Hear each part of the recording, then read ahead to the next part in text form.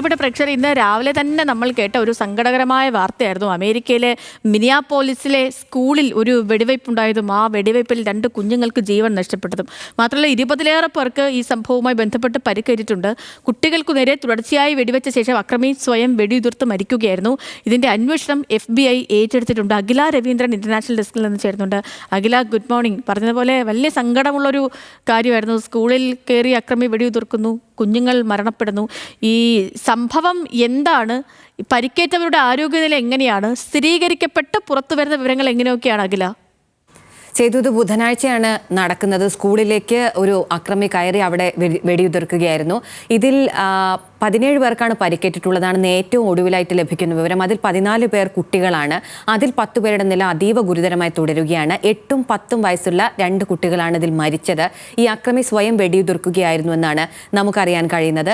സ്കൂളിലെ പ്രാർത്ഥനാ ചടങ്ങിനിടെ ജനൽ വഴി, അതായത് പള്ളിയുടെ ജനൽ വഴിയാണ് ഇയാൾ വെടിയുതിർക്കുന്നതെന്നാണ് മനസ്സിലാക്കുന്നത്. ഈ യുവാവിന് 20 വയസ്സ് പ്രായം തോന്നിക്കുന്ന ഒരു യുവാവാണ് ആക്രമണം നടത്തിയത് എന്നാണ് FBI റിപ്പോർട്ട് ചെയ്യുന്നത്. ആക്രമണത്തിന്റെ കാരണം ഒന്നും വ്യക്തമായിട്ടില്ല. ഈ ആക്രമിയെക്കുറിച്ചുള്ള പേര് വിവരങ്ങളും മറ്റും പുറത്തുവിടുമെന്നാണ് അന്വേഷണ സംഘം പറയുന്നത്. അതിലും വ്യക്തതയൊന്നും ഇതുവരെ വന്നിട്ടില്ല. അതുമാത്രമല്ല, ഈ ആക്രമണത്തിൽ കുട്ടികൾ 2 പേർ കൊല്ലപ്പെട്ടിരിക്കുന്നു എന്നുള്ളതാണ് ഏറ്റവും ദാരുണമായ സംഭവം. സ്കൂളിൽ പ്രാർത്ഥന നടക്കുന്ന സമയത്താണ് ഈ ആക്രമണം നടക്കുന്നത്.